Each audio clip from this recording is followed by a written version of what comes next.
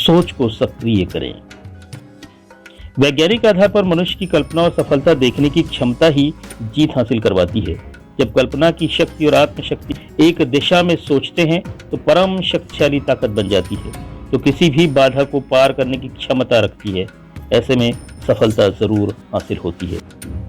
प्रसिद्ध मनोवैज्ञानिक professor Richard fox कहते हैं, सकारात्मक बदलाव अच्छाई की तरंगों को उत्पन्न करता है जो आपकी जिंदगी और आपके आसपास के हर एक व्यक्ति को प्रभावित करता है।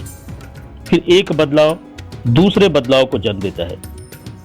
इस तरह से एक के बाद एक बदलाव पैदा होते रहते हैं जो जीवन को बेहतर बनाते हैं। कहते हैं, जब जीवन बेहतर हो जाता है तो आप खुद ब खुद बदल जाते हैं। मनुष्य का दिमाग चेतन और अचेतन दो हिस्सों में बंटा होता है। मनुष्य के सोचने की शक्ति में चेतन मस्तिष्क का छठा भाग रहता है, जबकि अवचेतन मस्तिष्क इसमें 6 में से 5 हिस्से जगह घेरता है।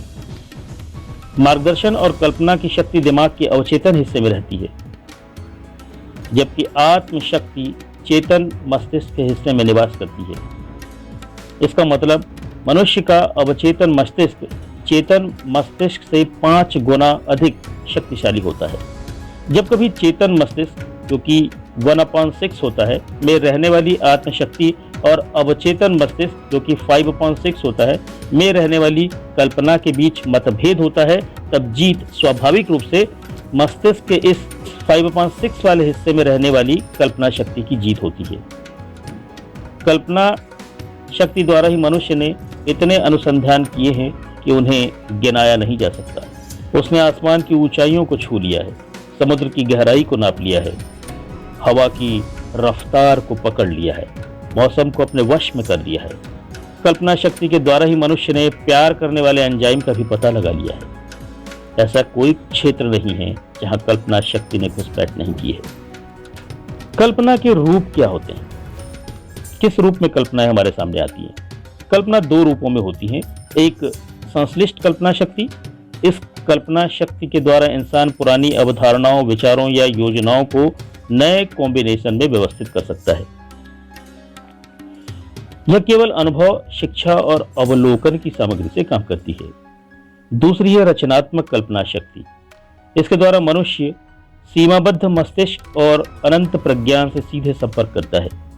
इसी शक्ति से प्रेरणा और आभास प्राप्त करता है। सफलता के लिए रचनात्मक कल्पना शक्ति से लाभ जल्दी और ज्यादा मिलता है।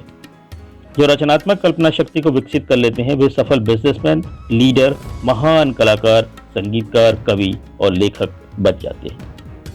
प्रत्येक व्यक्ति के भीतर रचनात्मक कल्पना शक्ति होती है। जरूरत होती है उसे जगाने की, उसे विकसित करने की। रचनात्मक कल्पना शक्ति को पूरी तरह से विकसित कर लेने पर आप जो चाहें वो प्राप्त कर सकते हैं। अब आप कह सकते हैं कि इसे कैसे विकसित करें? इसे विकसित करने के लिए ऐसी कोई दवाई नहीं है जिसे खाने से ही यह विकसित हो जाएगी, और नहीं ऐसी कोई मशीन है जिससे इसे विकसित किया जा सके।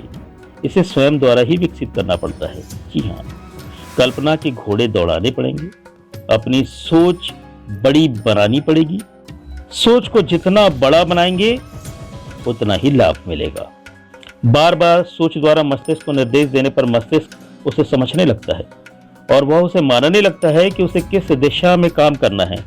आप मस्तिष्क को जितने बेहतर तरीके से निर्देश देते हैं, मस्तिष्क उसे उतने ही बेहतर ढंग से ग्रहण करता है।